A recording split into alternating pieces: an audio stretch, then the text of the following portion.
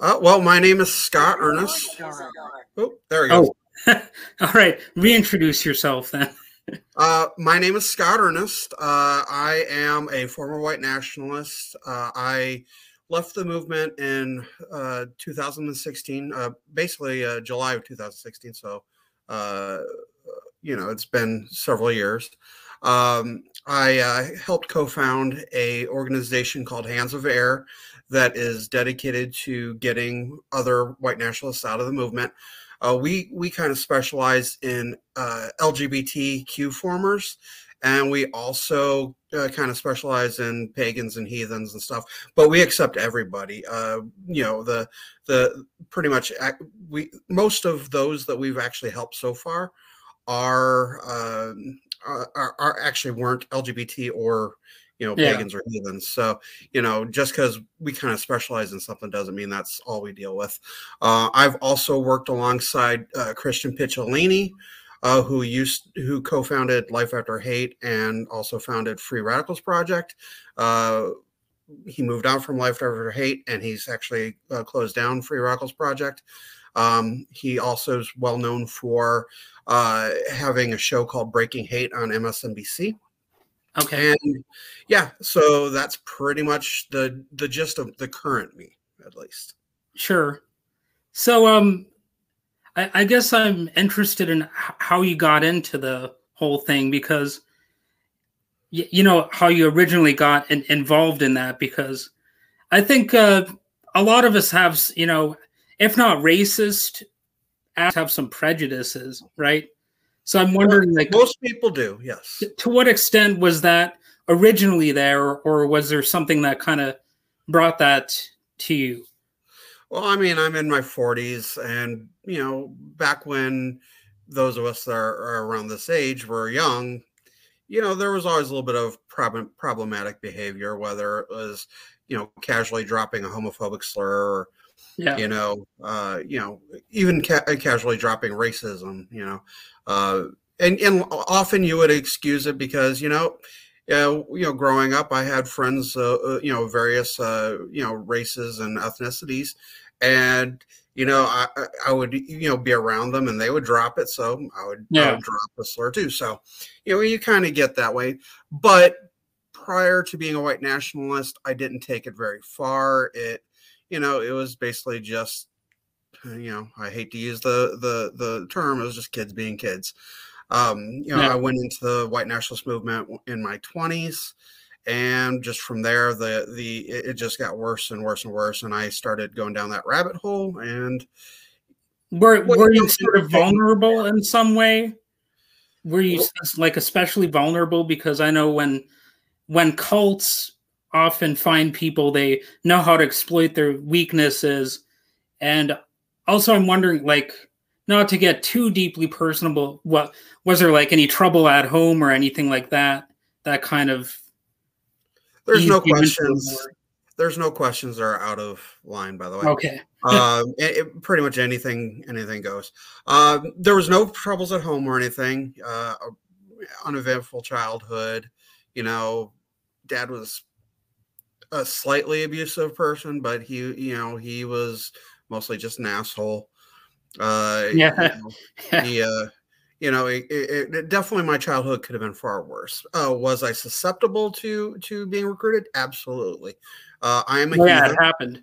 It My happened. oh yeah, my religion is a satru, or heathenry, or Odinism, however you want to call it.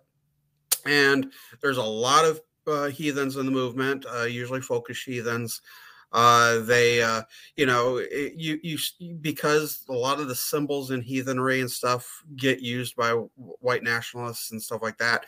It's very easy to Yeah. cross that line and go from, just somebody that, loves, you know, Scandinavia and Yeah. mythology and all of that. It's easy to cross that line and get recruited, and then just go down that rabbit hole. And that's kind of what happened to me. Although my entrance into the movement was different. I was one time just surfing the internet, and it was 2004. I don't remember what I was searching for. It's not like the internet had a whole lot back then. Yeah. Yeah. But I was searching the internet and I ran across this blog where this guy, he went by the name Yama Mama something, but basically for short, it was Yama. He was a self-described Antifa, and he was basically threatening to send people to rape two 12-year-old girls that had the band Prussian Blue. And he was specifically looking for black guys to find their house and rape them, and he was putting a map to their house and everything. And oh yeah, that would be messed up for sure. Oh yeah, I objected to it. I called the FBI, and they kind of shrugged it off. So, but what they did say was, "Why don't you make sure the parents know?" Well, I ended up finding out the parents' names and got a hold of them and let them know what was going on. And I ended up talking with them and becoming a friend of the family, and kind of my start. At first, for the first 2 or 3 years of knowing them, I didn't really consider myself a white nationalist. I didn't get involved in any of that, but they made me a moderator on their daughter's kind of fan forum. Yeah. And, my job was basically to keep porn off the site because it was 12-year-old girls. Yeah. Yeah. They had a racist band at the time, but they were 12-year-old girls. And it just bloomed from there. They recommended I join Stormfront, which I did, and history. So it was sort of a unique way of getting into that. Yeah, in some ways I was trying to do good and got involved because, well, law enforcement told me to, let the parents know. Yeah. So that's not an excuse, No, that would be a horrible excuse if I was using it as an excuse. Yeah. So. Well, it's interesting you mentioned Scandinavia because I am a Finnish American with some Swedish in there, and as sort of an interesting point, at one point in history in Minnesota, they were actually trying to make it so that Finns could be kicked out of the United States under the Chinese Exclusion Act. So I've always found that very strange because to me, it shows that, if they're not going to go after, people with darker skin, like the racists, they're going to go after white people. Oh yeah, I mean, they to this day they do. I mean, they couch it in, it's the liberals, but that's what they do. And Finns always have a soft spot in my heart. By the way, I'm from Michigan too, but I'm from Florida. I am half Swedish, half Bavarian. Oh yeah, they called Finns China Swedes even. And then there's the Irish too. The Irish always got it. And to this day, in white nationalism, there are those that consider themselves Nordicists. Nordicists tend to believe that only those that are Nordic, are the true white people. And then you have people that are Mediterranean, or even say, there's groups of them called Pan-Aryans that they also include like Iranians and other Middle Easterners. That's another thing I wanted to get into, because like people like Michelle Malkin and Nick Fuentes and others, they are basically 100% aligned with the white nationalist movement, yet they're obviously not white people. We had Stormfronters that were black. We had Stormfronters that were Japanese. Yeah, there were Mongolians even. That's definitely an interesting aspect of it. And there were also actual Jewish Nazis, which is like not just neo-Nazis, but during the actual, Nazi Germany thing. So, Josh Mandel. Yeah. In Pennsylvania, I believe. Yeah. Or is it Ohio? Maybe but also in Hitler's actual, system, they had, like I don't remember name because I'm terrible with names, so I don't remember actual names of people. But I did look into that. I did my own research, so to speak, to use that much hated term. Yeah, there's definitely a lot of people out there. It's very much a self hate sort of scenario. Uh, Yeah, you know, they want to be welcomed with open arms. I hate to break it to them, knowing the white nationalist movement, they're yeah. not really all Well, that well. I mean, they're obviously being used. Yeah. And then there's an element of being a grifter too. As Mhm. I mean, I kind of hate the word grifter. I think it's overused, but nevertheless, I think it still applies. There is a lot of money in far right politics. So if Yeah, you're somebody like, say, Candace Owens, yeah. you can make a lot of money because there's millionaires and billionaires with unlimited funds that don't care if you waste their money as long as the message is getting out. And especially if you kind of turn on your own, so to speak. Yeah, there's definitely less money in leftist politics. In Mhm. fact, one of my favorite leftist figures of all time is Kropotkin, who was I don't know if you've heard of him, have you? Mm-mm. I'm He not. was I'm personally not really a leftist myself, so I don't really yeah. know a whole lot. Well, he So was. I mean, I'll just explain it like this: he was born a Russian prince, very privileged position and everything, but he renounced it to become a revolutionary anarchist. oh, interesting. And he, I mean, how many people have that kind of history? Well, You I got am a like even libertarian, if so you that is right up disagree my with his alley too. politics, even if you disagree with his politics, you got to admit that's ballsy. Yeah, Like, there's nobody else in history who did something like definitely. that I'm aware of. Yeah. So, Any other questions? oh, well, like when I was in high school, my dad was like threatening to go on shooting sprees and stuff like that. So I look back at that, like being around the craziness and the violence. But I also know that he was like I saw him at his best as well. So I very much see this Jekyll and Hyde thing, and that kind of gives me a unique perspective when it comes to, I guess a lot of different things in life. Because I mean, he was an alcoholic, bipolar Vietnam vet, Hmm. and but I also knew him to be a good guy at times. So he's either like the worst kind of person, or like one of the best. It was strange. So I'm wondering, like, how much of that do you see, or have you seen in your whole story?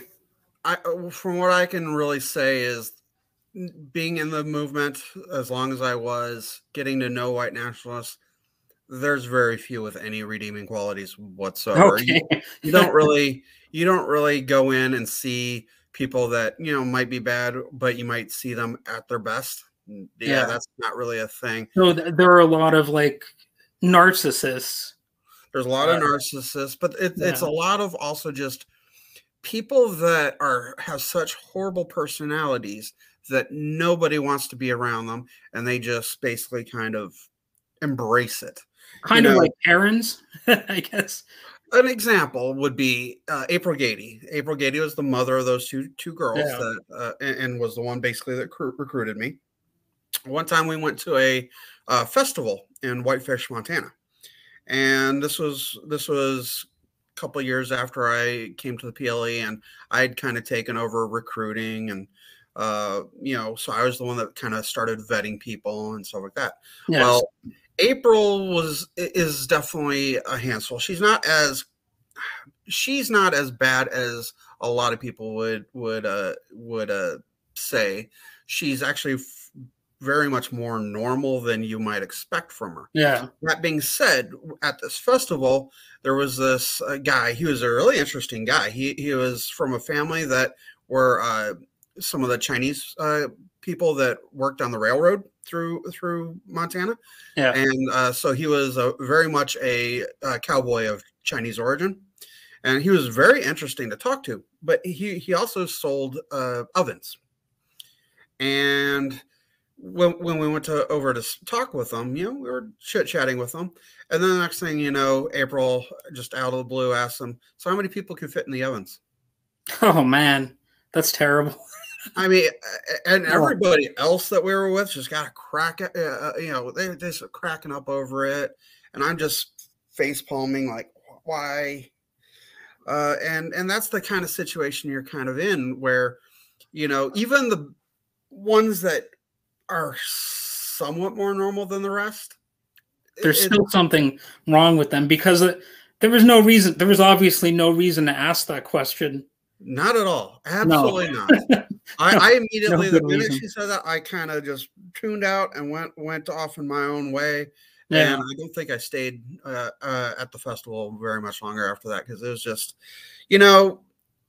when I went into the movement, and especially when I ended up going up to Montana and joining the it's Pioneer Little Europe. Kalispell was the group I was a part of. When I joined that group, my goal was to have a community, not a fringe, we're gonna be kooks community, but I wanted a community where we could go out in Glacier National Park, have fun, go to festivals, go paddleboarding on Flathead Lake, actually do fun things. But white nationalists, of course, they just want negativity. And Yeah. one thing I learned while I was the person that vet people was everybody that I talked to almost was horrible. It was just every conversation I had with a white nationalist made me really despise white nationalists. And Yeah. what I unfortunately I'm somebody that on Facebook, I was a Facebook friend of Anders Breivik over in Norway, Oh who man. murdered a bunch of kids. Yeah. And I first time I ever flipped out when I was in the movement was when he did his murdering spree. And it was my first ban on Stormfront ever. And I was a mod at the time when I was banned too. My issue on Stormfront was the fact that Stormfront was hiding the support that Anders Breivik had by just deleting posts, but they weren't banning the people making the posts. So I would be like, why are we allowing these psychopaths to stay here? But that's easily answered with it's white nationalists. Yeah. They are psychopathic in some sense. They are. Yeah. I started using that when I was in the PLE. Anytime I'd meet somebody, what was your opinion of what Anders Breivik did? Oh, well, he killed commies, so it doesn't matter. And I'd be like, they were children. Oh, but they were communist children. It's like, you do realize that children can grow up and change. Yeah. No, they're like, no, but they're communists now, so they deserve. Also, like think about it this way: like, what would be their main critique of communism is that it would be violently imposing a certain way of life on people. Well, how is that any different from what? Well, they wouldn't. Most white nationalists would never think of that. Yeah. And so it's very strange that thought wouldn't even enter somebody's head. I would even ask them though. I'd be like, so what happens if the child of a fellow PLE member went communist in order to get back at mom and dad? Yeah. Oh, well, if the parents didn't do something about it, I would. I was like, what do you mean? Are you going to be violent towards their child? If I had to. It's like, no, get out of town. Don't ever come back. I want nothing of you. Yeah. And that type of conversation was so common. It's not a surprise that I left. Yeah. And my eventually I got to the point where I didn't want to recruit anymore. I didn't want to vet anymore. I told April I'm not doing this anymore. So she started just recruiting people willy-nilly, and she brought David Lenio from who was the son of of one of the top lawyers in Grand Rapids. She actually recruited him to Montana, and next thing I know, he's being arrested for threatening to shoot local school kids. Yeah. And so that's kind of what inspired you to leave. That was when I left. Yeah. I couldn't have anything to do with it anymore. He also threatened to shoot the kids of Jonathan Hudson, who at the time was the communication director of the Brady campaign. I ended up meeting John Hudson. We're friends to this day. And a big reason I met him. Big reason I met him was because, his kids had been threatened too. And I was like, I bet nobody's ever apologized to you, but you know what? I apologize that you've had to deal with this. Yeah. And that's kind of how it's kind of been. When I left the movement, I originally left quietly. I wasn't really changing very much politically, but, just basically withdrawing from the movement as a whole. And then, of course, the Whitefish Troll Storm happened, which was the Daily Stormer website going after a Jewish family in Whitefish, the town I had just mentioned. And that's kind of what got me to kind of turn on my former associates. Yes.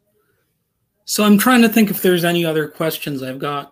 I guess when I ramble a lot, and when I ramble, I that's all right. Answer almost every question that people. That's all right. No, I mean that's good. I mean it's you kind of answered a lot of questions that I might have asked. Let's see. Is there anything else?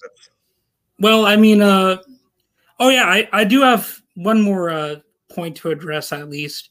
Sure. What are your thoughts on guilt by association? Because I've got a bit of an anecdotal story here.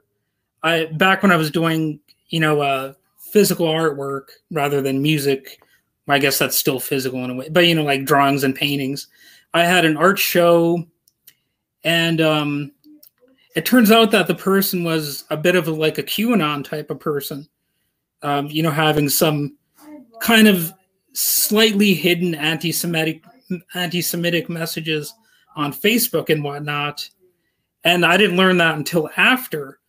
And if somebody had caught wind of that, they might think, oh, this Wade guy is like a QAnon person or whatever. So what are your thoughts on that? I don't really see guilt by association as a thing necessarily. Now, okay. If you're going out with the QAnon guy and, let's say he's with you and he's spewing the QAnon stuff out in public and you're just nodding along or something like that, that would be one thing. Yeah. But when we work with Hands of Air, we don't even require people to necessarily change politically. All we really require is that they disengage from the movement. They may still be, a little bit racist. They may still be, however they are, but as long as they're not spreading it on the internet, whatever. It takes time to change. So people aren't going to change automatically. And so a lot of times, even now, I will talk to people that are still in the movement. For example, April Gady, although she's not really in the movement for because she figured out it was anti-woman. But the last, she's still racist and all this. And I still talk to her. I care about her family. Yeah. And, it is what it is.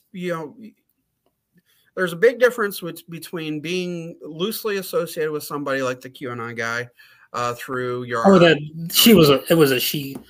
Oh, there's still a big difference between being associated with her through art than basically being associated with her beliefs. Sure. So, I don't necessarily go for now. If you get on stage with them and stuff like that, that's obviously that would be Well, I guess that about does it for my questions that I can think of offhand.